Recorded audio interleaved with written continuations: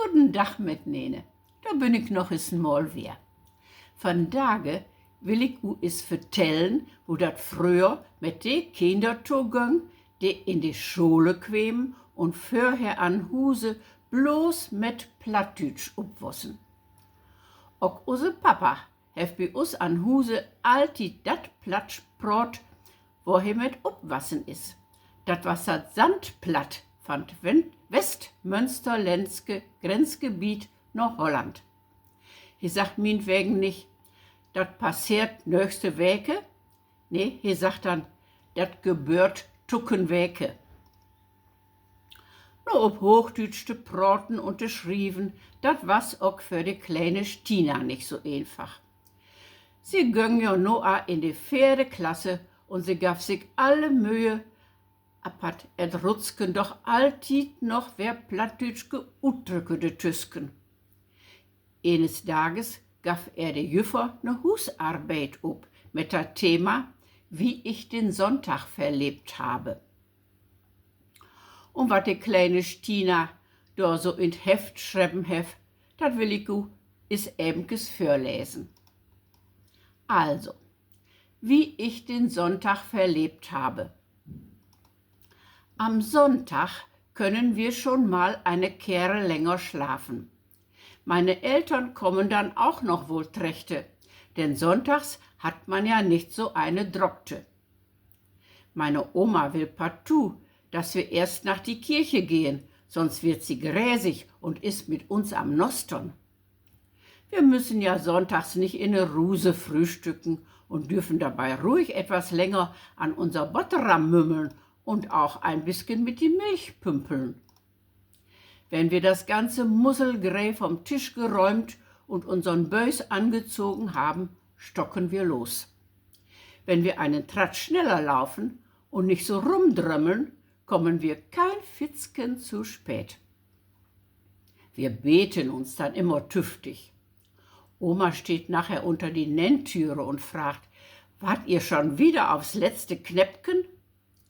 Habt ihr auch tüftig für den lieben Heiland gebetet? Wer hat denn eigentlich heute die Messe getan? Aber sie hört auf zu pratten, wenn wir sagen, dass wir was aus unserer Knippe in den Klingelbühl getan haben. Wir sind ja nicht kneifig. Unsere Mama steht bis mittags an der Kochmaschine, die eine schöne Wärmte hat, weil Mama ja auch schon den ganzen Morgen am Böten ist. Letzten Sonntag gab es bei uns Stipperpel mit Moos und Prei und auch noch Fleisch mit Mossert. Das Fleisch hat so seine Nücken, denn oft sind noch Bütkes drin. Ich esse dann wohl 3 Schäpel voll. Andere Quinten werden sonntags bei uns nicht gemacht. Um 12 Uhr kommt mein Papa nach Hause. Er war hinschwödeln. Weil meine Mama selber ja keine Rüngelschüte ist, wird sie mangs richtig hellig, weil er mal wieder zu lange am Schojen war und auch ein bisschen Donne ist und weil das nun mal eine Undöchte von ihm ist. Manchmal haut er dabei ganz schön viel auf den Dopp. Nach dem Essen ist er am Onnähren, ob er seinen Untersten halten soll. Väker nehmen wir dann auf den Kieker, wenn er die Längte nach auf dat Chaiselong liegt. Wir brockeln ihn dann gerne mit ein kleines Spierken und dann schießt er Peil auf in die Hüfte. Und dann guckt er auch ganz verbiestert. Wir stufen dann gabe weg oder gehen hinter der Chaiselong in Hügsken. Dann geht's oft hart daher. Meine Oma guckt dann immer ganz vernienig und ist mit uns am Schennen, weil wir nicht so gut lustern können. Und wir so eine Grappe da dran haben. Sie sagt Vake zu mir, du olle dumme Lörte, musst du immer mit die anderen Katten?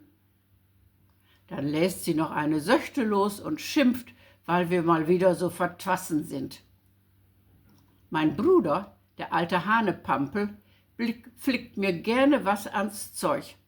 Er ist immer am Klätzen.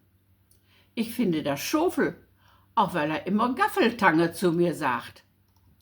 Meine Mama ist über die Krakeelerei gar nicht blei.